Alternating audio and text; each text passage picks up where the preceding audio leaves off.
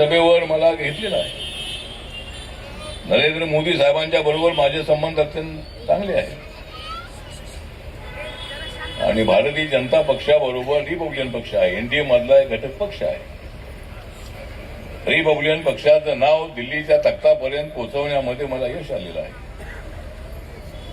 बाबासाहेब आंबेडकरांचा रिपब्लिकन पक्ष प्रत्येक राज्यामध्ये पोहोचवण्याची संधी मला मिळालेली आहे. नरेंद्र गायकवाडांसारखे मजबूत लोक, प्रभाकर सारखे अत्यंत ऍक्टिव्ह लोक माझ्यासोबत नसते कदाचित मला दिल्लीला जाता आलं नाही. आपल्यासारखे तमाम लोक माझ्या पाठीशी आहे. जय भीम आहे माझ्या गाठीशी, मग का राहणार नाही तुम्ही माझ्या पाठीशी? जय भीमचा आवाज बुलंद करण्यासाठी मी दिल्लीच्या तख्तापर्यंत गेलेलो आहे.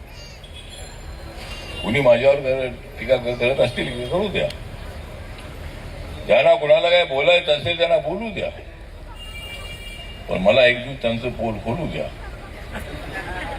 मी कुणाच्या विरोधामध्ये बोलत नाही. मला कुणाचं पोल खोलण्याची आवश्यकता अजिबात नाही आहे. पण मी एक तुम्हाला सांगतो की बाबासाहेब आंबेडकरांचं संविधान कुणीच बदलू शकत नाही. जो कोणी बाबासाहेब आंबेडकरांचं संविधान बदलेल, जो कोणी बाबासाहेबांच्या संविधानातलं पान फाडेल, त्याला टराटरा फाडून टाकल्याशिवाय मी अजिबात राहणार नाही.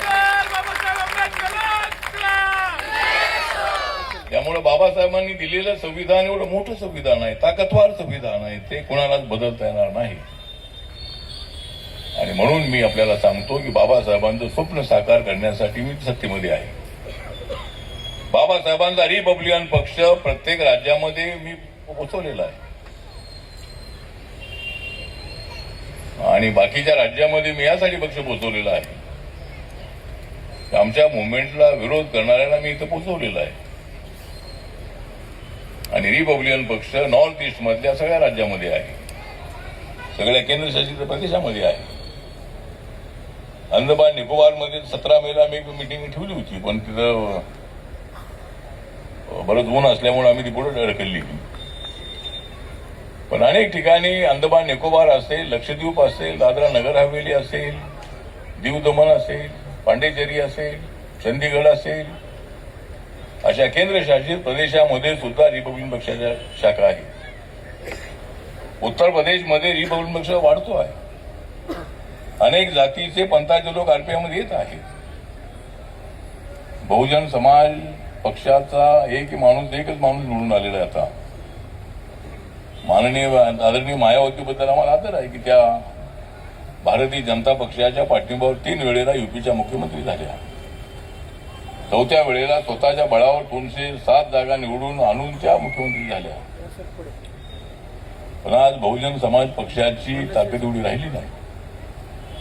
पण रिपब्लिकन पक्ष उत्तर प्रदेशमध्ये वाढतो आहे आणि म्हणून आज या ठिकाणी भीम जयंतीच्या निमित्ताने, बाबासाहेबांच्या जयंतीच्या निमित्ताने प्रभाकर कांबळे यांचा आग्रह होता.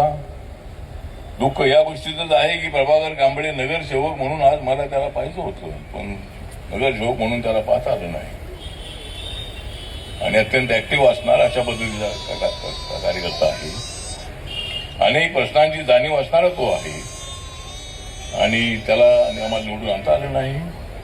पण पुढच्या वेळेला मात्र नक्की त्याला आम्ही इथे निवडून आणू.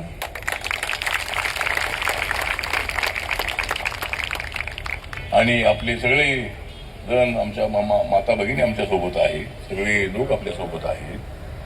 त्यामुळं नक्की पुढच्या वेळेला आपल्याला प्रयत्न करता येऊ शकेल.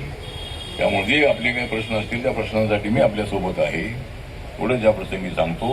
आणि भीम जयंतीच्या निमित्ताने आपल्या सर्वांना माझ्या वतीने हार्दिक हार्दिक शुभेच्छा. प्रभाकर, तुम आगे बढ़ो, मैं तुम्हारे साथ हूं.